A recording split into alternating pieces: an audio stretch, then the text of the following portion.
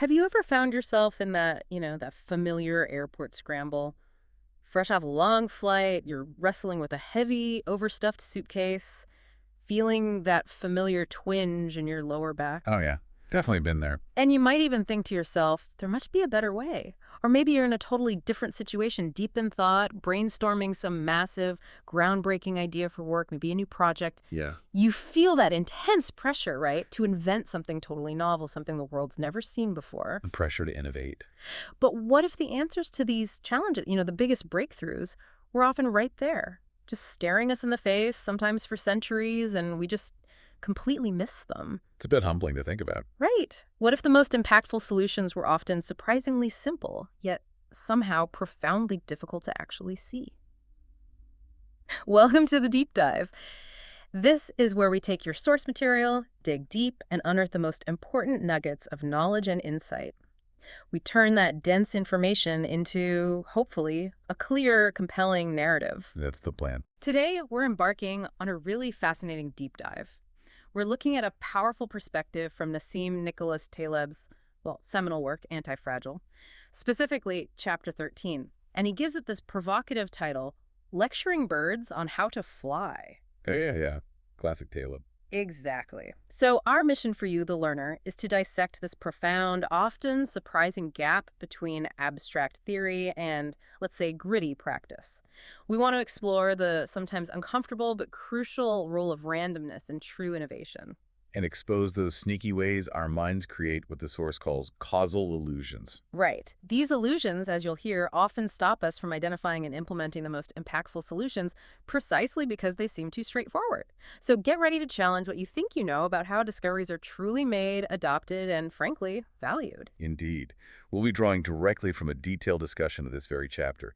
And the source offers, a unique and, honestly, rather pointed lens on how practical wisdom, it frequently just triumphs over purely academic knowledge. Yeah, the doing versus the knowing. Exactly.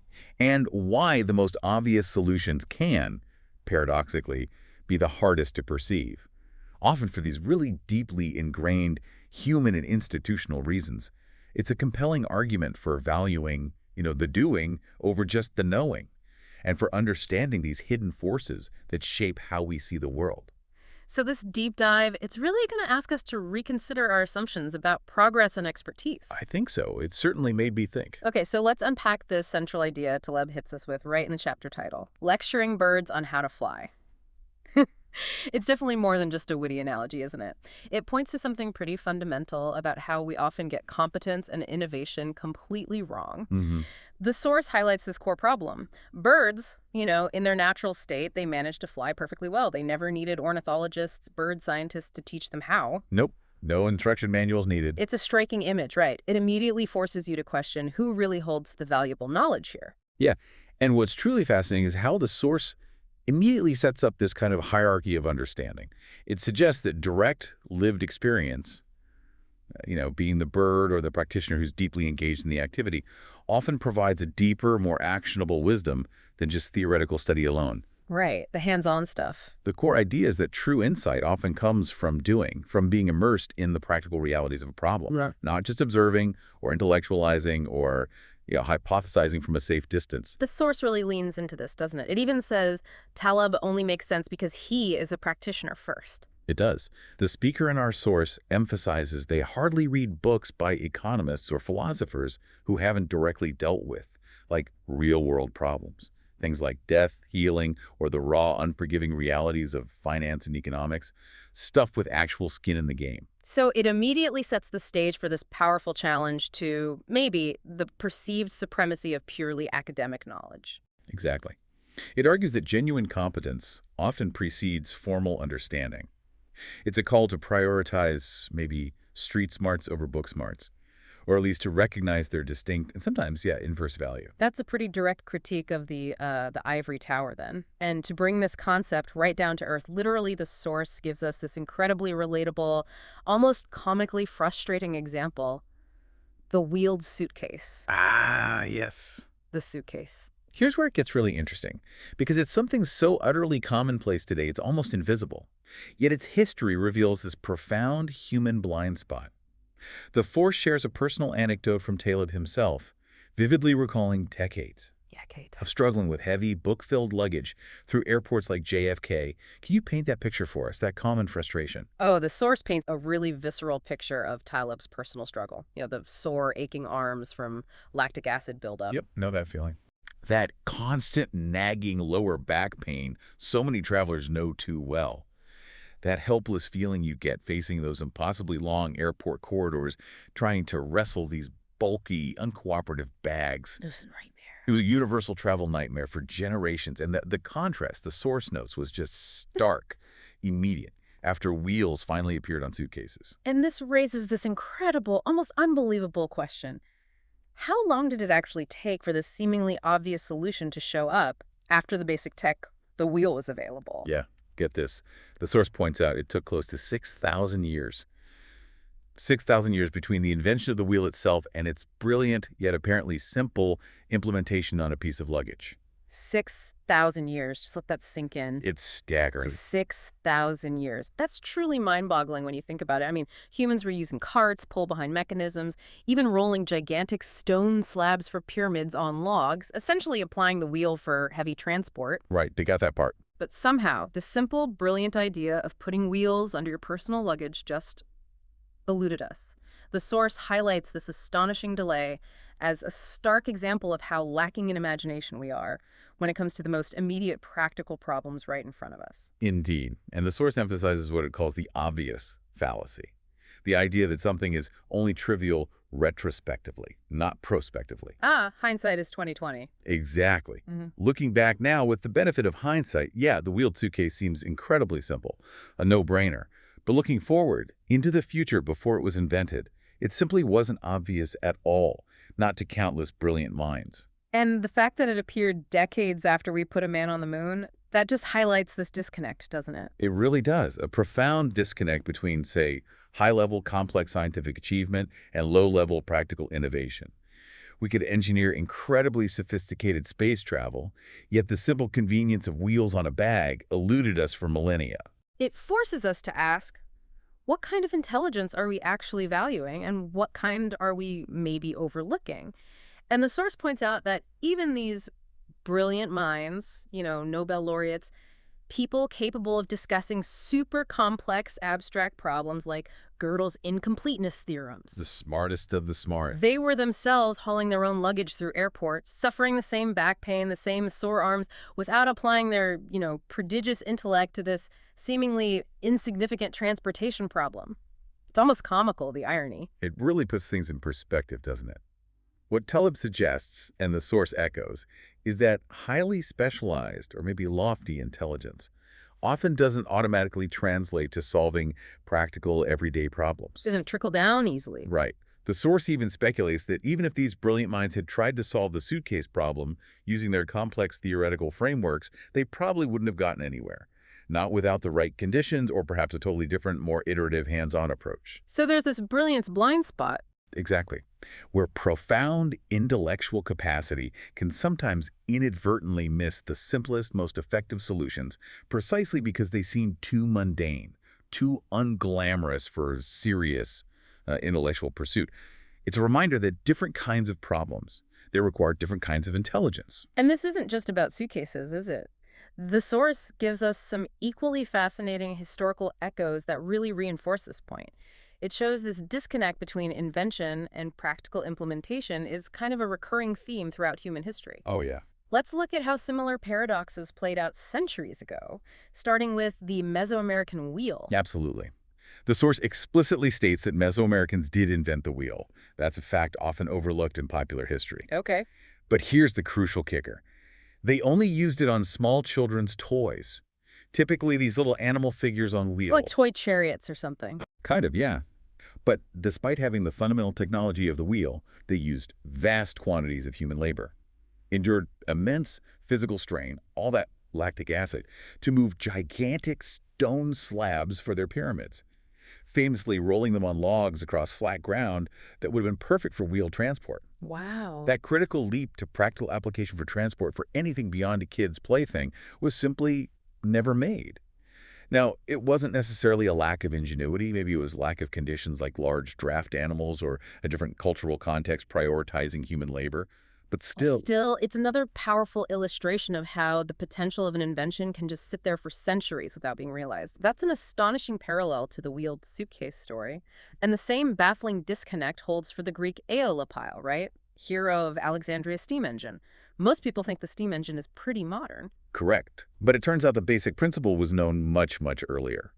The Greeks, specifically Hero of Alexandria back in the 1st century AD, had an operating steam engine, the Aeolipile. What did it do? It was basically a rotating sphere driven by steam jets.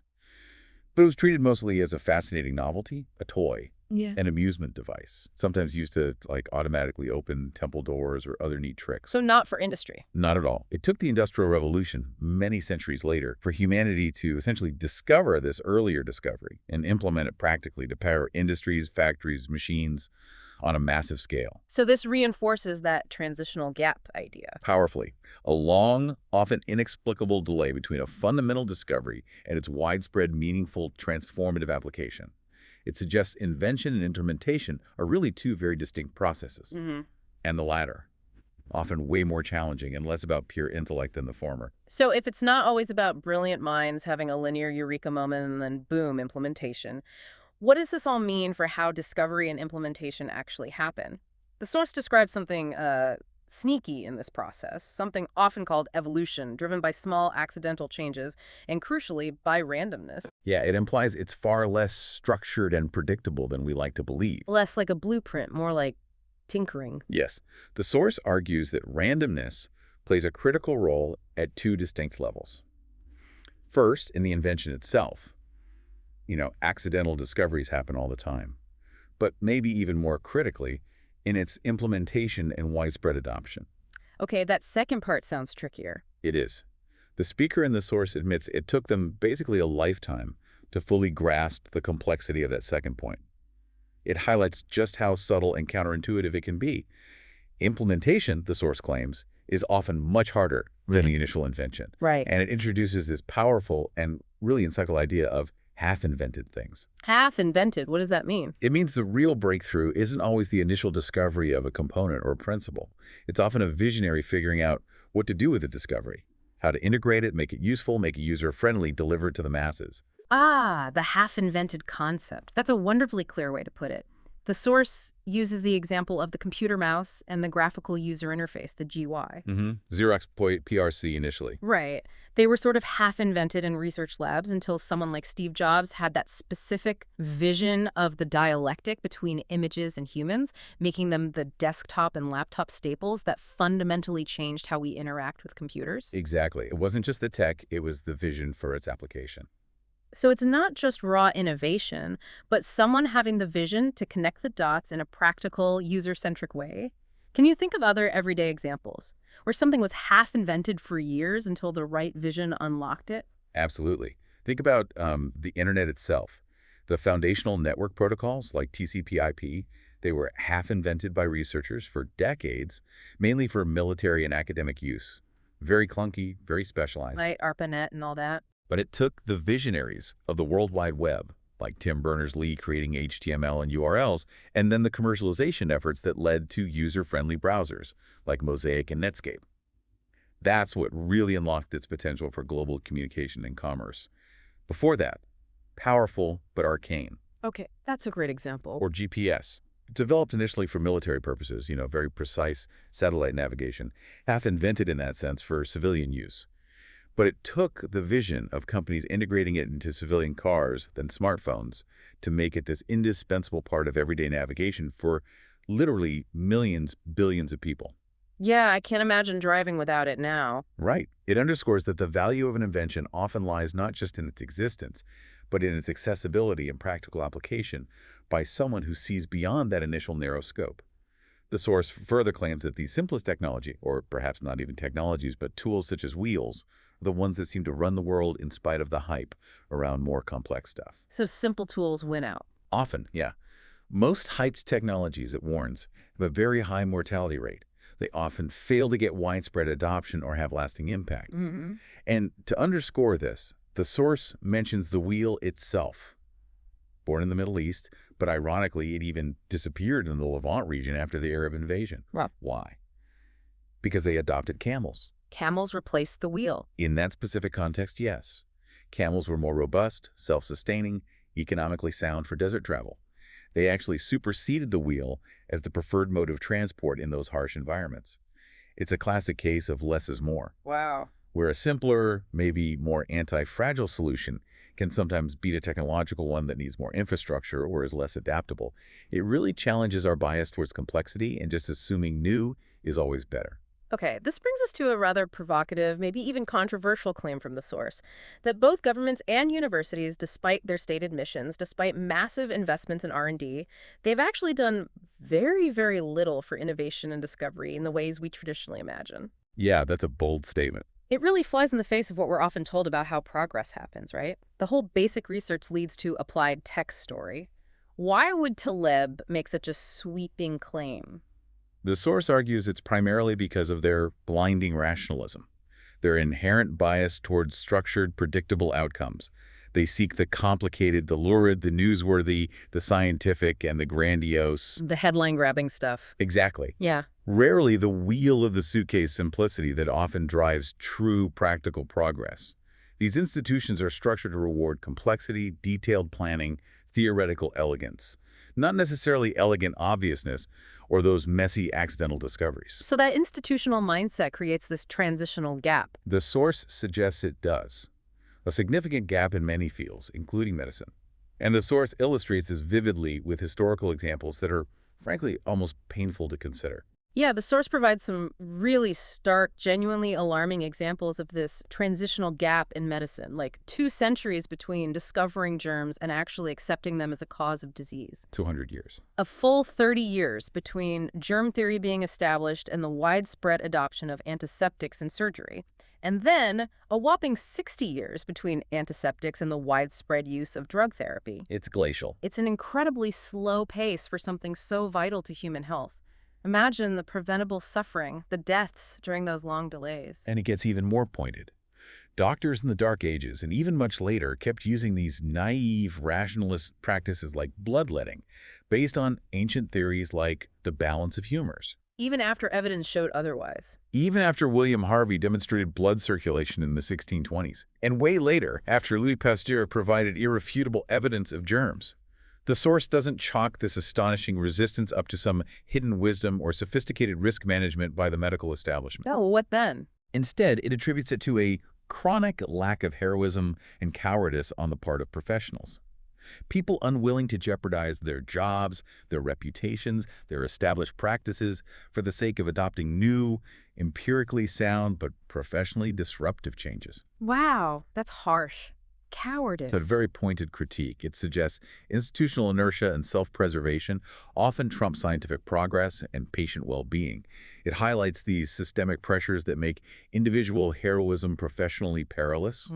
Doctors, in this view, just weren't incentivized to challenge the status quo, even when faced with overwhelming evidence. Okay, so if top-down theoretical institutional approaches often fail, or they're just incredibly slow, where do real breakthroughs actually come from? The source argues for the overriding, often really underestimated value of trial and error. Tinkering. But it's important to clarify, this isn't just pure unthinking randomness, is it? The source describes it as something needing some rationality and what it calls optionality. Right. So it's not just fumbling in the dark, it's more like an intelligent, adaptive process. Exactly. The source explains how trial and error, when done right, is far from foolishly random. You exercise optionality by actively learning from what doesn't work. You effectively turn failures into valuable investments. Okay, how does that work? Think about it. If you're looking for your lost wallet in your living room, you don't keep looking under the same cushion once you've checked it. Right, of course not. Each failed attempt provides valuable additional information. It reduces the search space. This approach incrementally increases your probability of success with each attempt, precisely because you're systematically eliminating possibilities and gaining knowledge about where the solution isn't. So failure isn't just failure, it's data. That's the key. That's what differentiates intelligent trial and error from just simple blind flailing. The source illustrates this beautifully with a real-world, really high-stakes example, the story of Greg Stem. He's a specialist in pulling shipwrecks and their treasures from the bottom of the sea. Right. Odyssey marine exploration. And his black swan find, a Spanish frigate called the Mercedes, was a treasure worth literally billions of dollars. So how did he apply this methodical yet adaptive approach to something that's so incredibly high risk, high reward? Well, STEM's method isn't just blindly dropping anchors and hoping for the best. He starts with extensive analysis of general areas where a ship could be, synthesizing vast amounts of historical data, ocean currents, geographical features, all that stuff. Homework first. Lots of homework. This data is then translated into a detailed map drawn up with squares of probability, identifying zones most likely to contain a wreck. Then a search area is methodically designed. But here's the crucial part. They must have certainty that a specific area does not hold the treasure before moving into lower probability zones. Eliminate possibilities definitively. Exactly. The source describes this as a highly controlled form of randomness. It's like searching for treasure in your house, where each search incrementally increases your probability of finding it, but only if you can be absolutely certain the specific area you just searched is empty. This meticulous process tames and harvests randomness. It transforms what looks like pure chance into a methodical, information-rich approach to discovery. And the source notes this method applies way beyond treasure hunting, right? To things like oil and gas exploration, where the potential upside for discovering a major new reserve is just nearly unlimited. Big potential payoffs. It highlights how applying this systematic yet adaptive way of searching for rare, high-impact events is maybe far more effective than trying to predict them precisely through complex models, which often just fail in truly unpredictable environments. That's right. And the source then touches on Joseph Schumpeter's famous concept of creative destruction. The idea that, some things need to break, to be destroyed or become obsolete for a system to improve or progress. Out with the old, in with the new. Pretty much. Schumpeter, who was influenced by thinkers like Marx and Nietzsche, he understood that errors and failures aren't just inevitable. They're an integral part of improvement and innovation. But the source criticizes him. Yeah, it criticizes him for missing some key elements.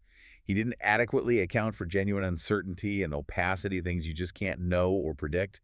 And he mistakenly believed government could innovate effectively by fiat, through direct top-down planning, an idea the source strongly disagrees with. Okay. And most crucially, the source argues, Schumpeter failed to grasp the anti-fragility as a symmetry effect. This is what the source considers the true philosopher's stone of growth.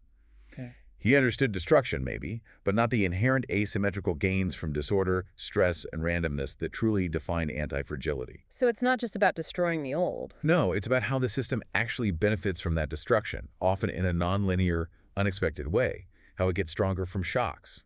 This brings us to a deeper level, I think, more philosophical maybe, about how we perceive knowledge itself. The source identifies two distinct types of knowledge. One is what it calls aphatic or intuitive knowledge, described as a way of doing things that we cannot really express in clear, direct language. Yeah, that gut feeling, that tacit knowledge. Like riding a bike or playing an instrument, right? That deep, often subconscious, practical understanding.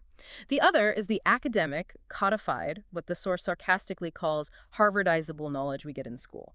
Neatly packaged into theories, formulas. Stuff you can put on a PowerPoint slide.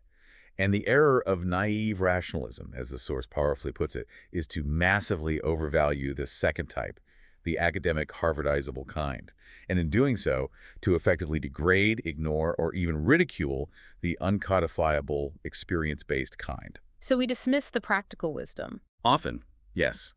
It's seen as less rigorous, less intellectual. The source argues it's a fundamental misunderstanding of how skills and ideas are often truly acquired and how the world actually works. It makes a strong claim, saying there's no proof against the statement that the role of such explainable knowledge plays in life is so minor that it's not even funny. Wow. So formal knowledge might be way less important than we think. It suggests we're very likely to believe that skills and ideas we actually got through anti-fragile doing, through trial and error, practical experience, things that came naturally.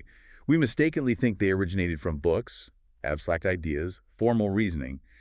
It's a basic misattribution of our own learning process. And this flawed belief system ties directly into what the source calls the popular Baconian linear model, doesn't it? This is that comforting, logical progression we often learn. Technology flows neatly from basic research, scientific knowledge, technology, practical applications, economic growth. Yeah, the neat assembly line model of innovation. It presents innovation as this predictable chain reaction. starting with abstract thought and leading directly to prosperity. Indeed. But the source claims the reverse is often true, or at the very least, that model is not guaranteed to be true. There's no rigorous evidence it works reliably in most domains. So practice often comes before theory. Often, yes.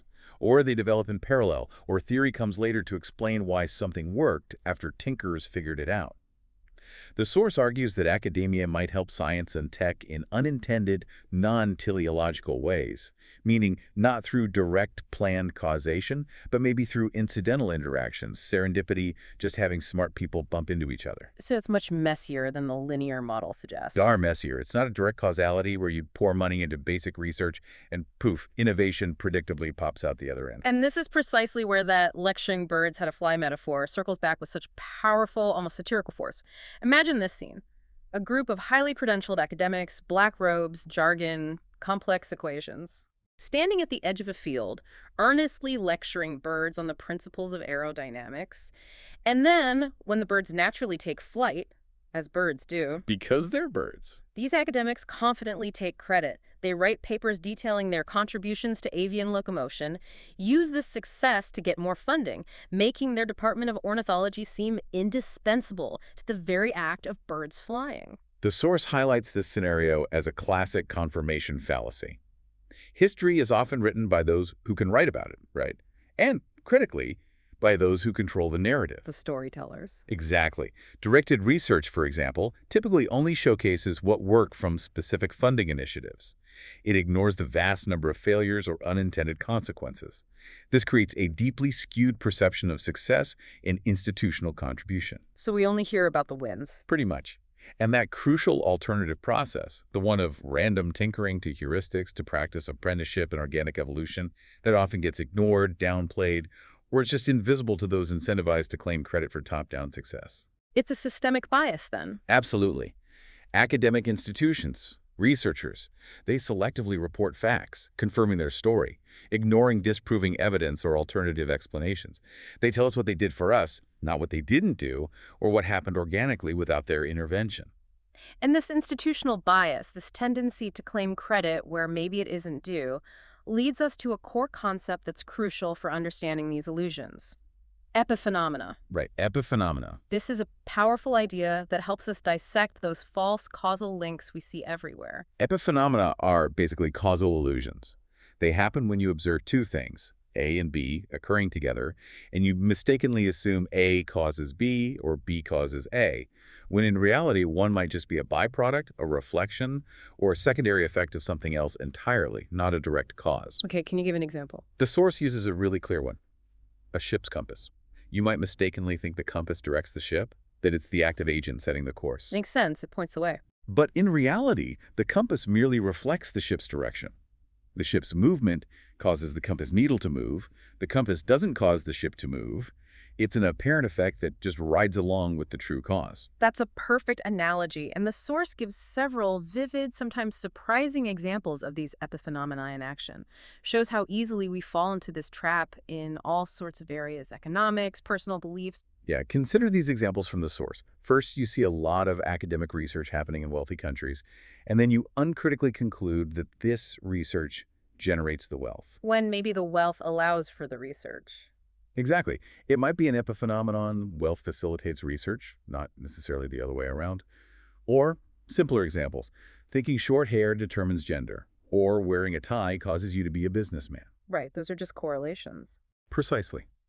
Your gender influences hair choice, or your professional role influences wearing a tie. They're symptoms, not causes. Then there's the institutional level. Dictators or governments, maybe even the Federal Reserve, they often feel indispensable. They appear to be in control, the cause of stability or growth. They certainly project that image. But the source suggests that even if they cause havoc, they might still be perceived as essential, because the alternative, what happens without their intervention, isn't easily visible. Or their failures get hidden by special interests. They look like they're driving the ship, but their actions might be epiphenomena of larger unseen forces that would have played out anyway.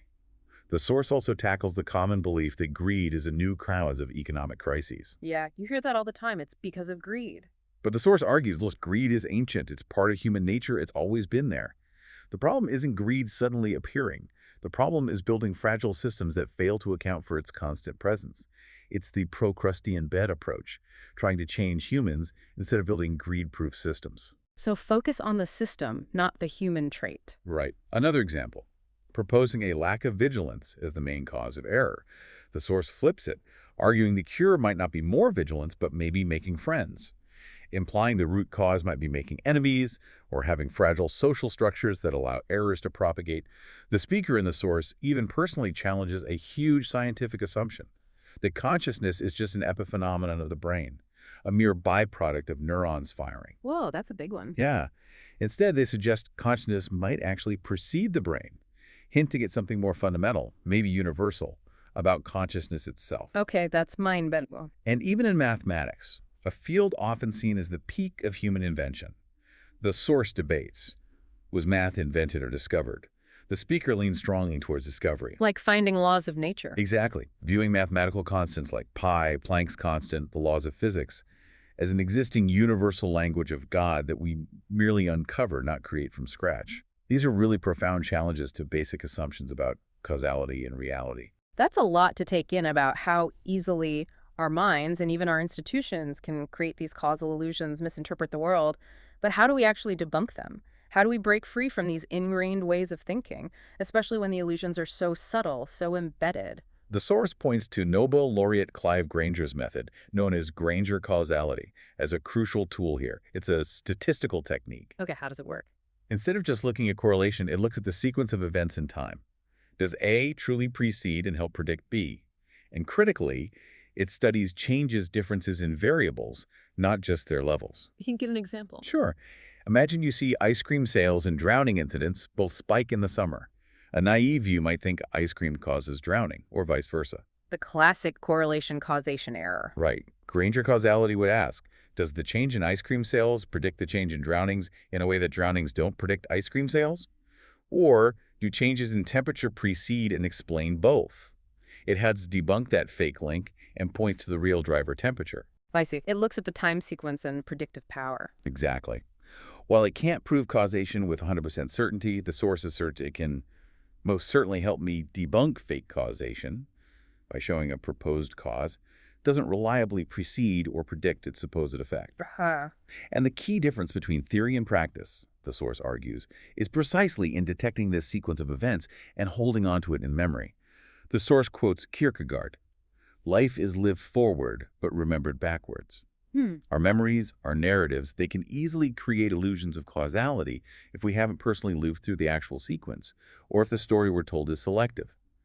The source even notes distortions about Taleb's own work, with journalists inferring influence, like from Mandelbrot, where there wasn't any direct influence just because their ideas were similar. The narrative created the causality, even if the real-world sequence didn't fit. This leads us right into another major bias that distorts how we see things: cherry picking, or the fallacy of confirmation. We kind of intuitively correct for this with, say, tourist brochures or ads, right? We know they're showing the best version, hiding the flaws. Yeah, we expect the highlight reel. But the source argues, surprisingly, we don't apply that same skepticism to fields like science, medicine, or mathematics. We often just accept their narratives at face value. That's a critical insight. We are, as the source puts it, suckers for the sophisticated, and we often ignore iatrogenics. That's a really important term. It means harm caused by intervention. Medical, economic, social intervention. Anything. Harm from trying to help. Exactly. In institutional research, individuals, organizations, they have a strong incentive to selectively report facts that confirm their hypothesis or their beneficial story. They often ignore disproving evidence or simply don't publish results that don't fit. The file drawer problem. Right. They tell us what they did for us, the successes they achieved, but rarely what they didn't achieve or the harm their interventions might have caused. This leads to a public perception of science, medicine, academia that's heavily biased towards believing in the necessity and efficacy of these conceptualized, purified, Harvardizable methods. The source recounts this telling anecdote about a mathematician listing countless benefits of math, traffic signals, rockets, whatever, but completely failing to acknowledge areas where math failed to produce results, hence cause harm, or simply where complex models led to worse outcomes than simpler, more robust approaches. Ouch. The author of our source even suggests creating a catalog where mathematics fail to produce results, just to balance this pervasive confirmation bias. It's a powerful call for intellectual honesty, for showing the whole picture, especially from those claiming expertise. So the person telling the story, whether it's an academic institution, a researcher needing grants, even a news outlet wanting a dramatic narrative, they effectively have the optionality, right? The right to pick and choose, show only the upside, hide the downside. Mhm. Curate the narrative. And this creates these sensational narratives that seem to count. They appear important, impactful, while the quieter, maybe more common failures or the organic successes that happen without intervention, they get conveniently swept under the rug. It's a profound challenge to how we even construct our understanding of progress itself. And if we connect this to the bigger picture, it suggests that the real world, the world of practical innovation and systems that actually last, often relies on the intelligence of anti-fragility. That inherent ability to thrive and actually gain from disorder, volatility, randomness. Not just survive it, but benefit from it. Getting stronger from shocks. Exactly. But universities, traditional institutions, they're often tied to this interventionist, theory-first, control-oriented mindset. They fundamentally struggle to accept this. They're built to control, predict, rationalize, plan from the top down, not to embrace the unknown, tolerate necessary failures, and learn from messy, emergent, unpredictable processes. It's counter to their structure. Totally. The source concludes by stating there's this widespread and damaging causal illusion that universities and governments are the primary generators of wealth and useful knowledge. And it says, flat out, it's time to bust it. Wow. It's a bold claim, definitely, but one that challenges us to fundamentally rethink how true innovation and progress actually happen, and maybe shift our focus from those who loudly claim credit to those who quietly create robust, lasting solutions. Hashtag tag outro. What a journey we've taken. Through that often surprising disconnect between inventing something and actually implementing it effectively, we've seen how profound innovation often emerges not from pure theory, but from, well, practical trial and error, from messy, iterative processes that harness randomness instead of trying to eliminate it. Embracing the messiness. And we've exposed those subtle but powerful ways our minds and institutions fall prey to these pervasive causal illusions like epiphenomena and the confirmation bias. And understanding these dynamics, it isn't just some intellectual exercise in understanding Taleb's work, is it? It fundamentally changes how you approach problems in your own life, at work. Whether you're grappling with a complex challenge, making decisions when things are uncertain, or even just trying to make sense of the news and evaluate who the real experts are. It gives you new lenses. It really does. It empowers you to question ingrained assumptions, to value direct experience and practical wisdom, maybe alongside or even above pure theory. And critically, to spot those hidden biases in how success, progress, and innovation are often portrayed out there. It encourages you to look beyond the easy narrative, to see the unseen forces at play. The source implies that the simplest, most robust, most effective solutions are often the ones we tragically overlook. Why?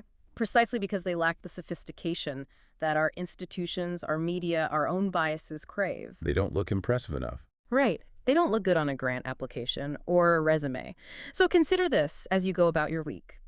What trivial problem are you maybe overlooking in your own life or in your professional field? Simply because it seems too obvious, too simple, perhaps beneath the attention of quote-unquote brilliant minds. What wheeled suitcase is waiting to be invented? Exactly. What half-invented idea or underutilized tool is waiting for your unique vision, your practical application, to bring it to its full transformative potential? The greatest, most impactful discoveries might not come from complex research papers or grand institutional pronouncements. They might come from the everyday pain points, the things that just scream for a simple, elegant solution that is patiently waiting right there to be seen.